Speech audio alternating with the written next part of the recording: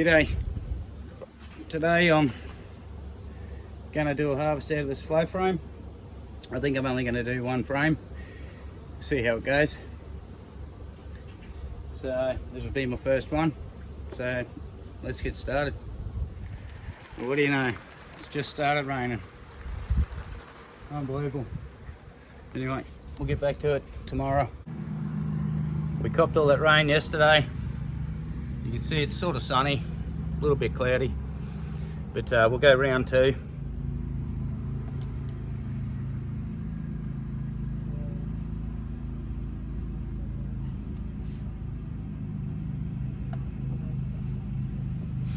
Here you'll see a bee chase me away, and you'll see me retreat pretty quickly. It's in the bottom left hand side of the screen.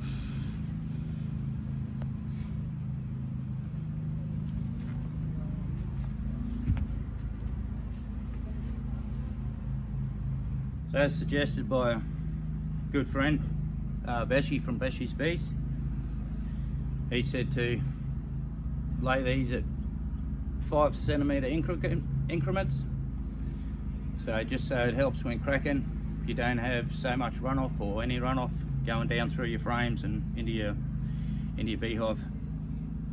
But yeah, so if you haven't checked out Beshi, go over to Beshi's Bees and check out his latest video of one of his mates' flow hives that they harvested from. So as you've seen, I just pulled this frame here out and had a look at it roughly. There's almost zero uncapped frames, uncapped honey. Any of the frames that aren't capped are just about all empty. So I'm gonna harvest this one. So you can see here, this bottom tube here, a little tunnel, you take that off. Let me just crack it. So you take that off, a little bit of drippage down through it. Where are we? So there's the inside of it. You can see any spillage goes down through here at the end. But these little caps tend to block most of that off. And then up here we take out this cap here, and that allows for the key access. Down here opens it when you twist it, up top when you twist closes.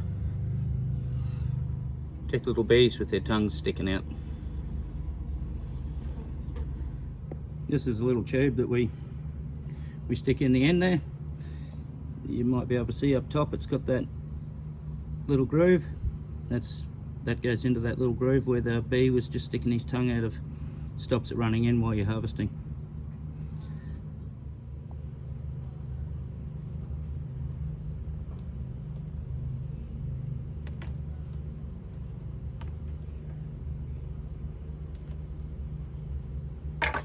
There you go. You can see it starting to run down through the channels, slowly making its way to the bottom, and then through the bottom. Hopefully there you can see it dripping and starting to run. Gotta excuse my shaky hands.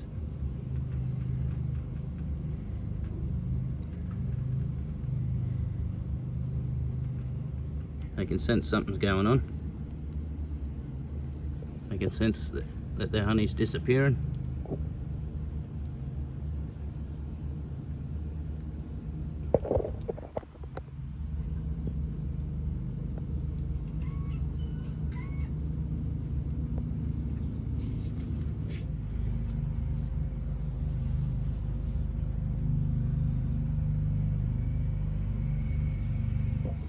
As usual, I have my animals out there with me, sitting right there in front of the beehive entrance, probably 3 feet away.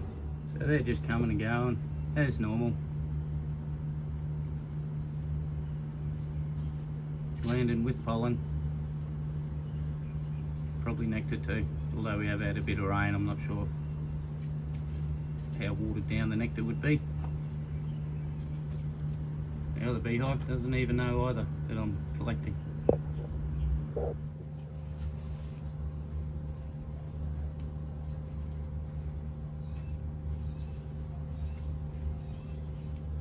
Right, slowed down, so we'll go 25 centimeters now, roughly 10 inches. So that'll be about half a bar, half a key. So you got to admit, it's a pretty unique design, pretty ingenious design actually.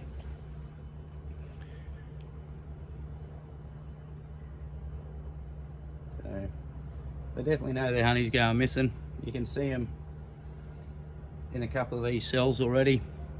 They're down there already in there cleaning it up. So it won't take me long. I'm a bit over halfway through the key. So the key's looks like a big Allen key, except it's flat. And on one end, this end here, it's shaped, the end's pointed a bit like a screwdriver. So that just allows you to clean these channels down here where you've seen the bee tongues coming out before, and a few other things. Just makes it easy to pull the little, what would you call them?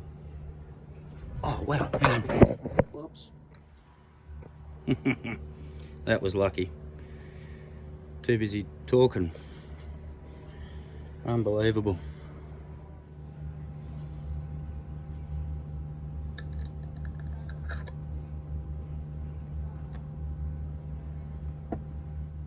And I'll still get to harvest honey while I'm having my morning coffee. How good is that?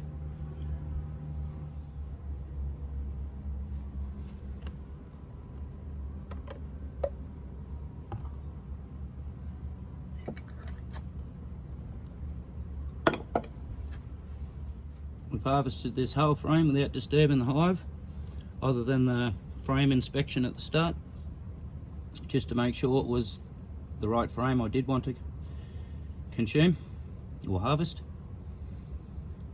So there you go. That's, I don't like the idea of having this tube full to the top. I don't want it blocking off that hive and backing up through the cells.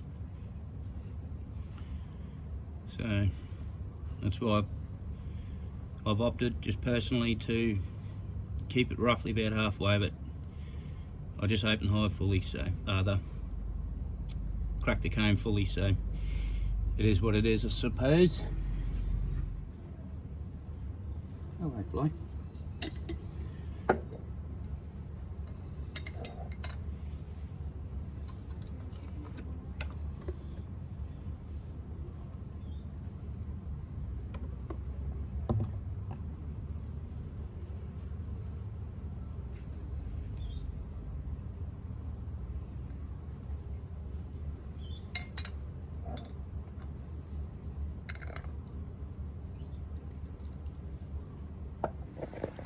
You can see them at the back there with a little chunk of wax they must have tore off.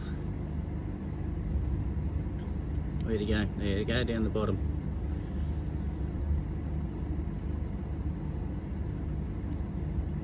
You can see that bee in there. He's in there sucking out the honey, cleaning it up.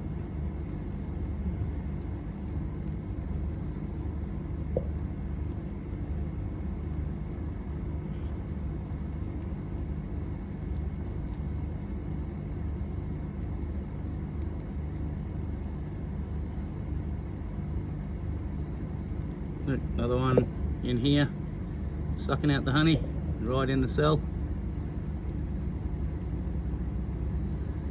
And then these second ones, let me show you. I actually spilled it a little bit, but these had just the tiniest little bit of honey.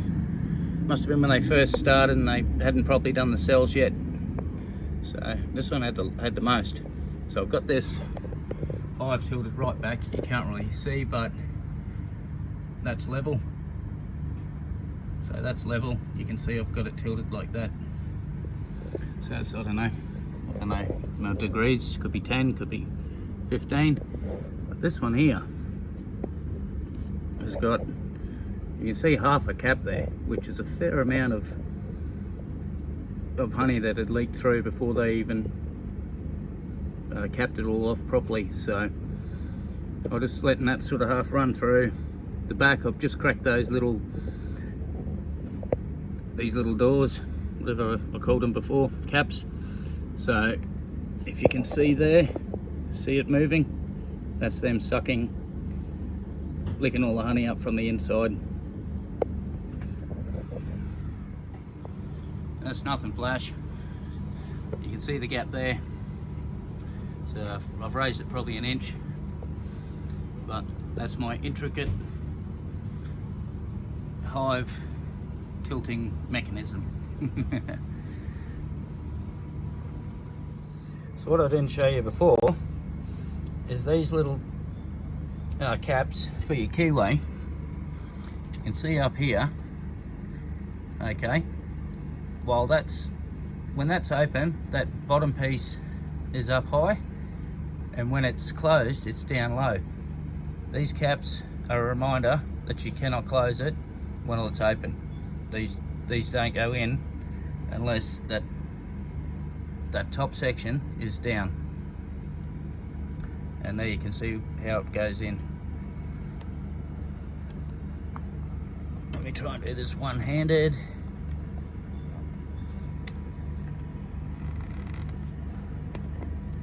There you go. Oops, that cap is slid in perfectly. We had a pretty good outcome of honey here, considering it was roughly 3/4 of a frame. Most of the cells were empty around the frame, so there wasn't, you know, there might have been 10 cells, maybe 15 uncapped. So considering those big flow hive frames, that's not too bad. That's really good actually. So we've got, on the right hand side, you can see it's a 750ml jar, Clio jar. Got the 375ml honey bear jar and two 350ml small Clio jars. So all up, that's 1,835ml, which is, rounded down, is 1.8 litres. So that's not too bad for the first harvest.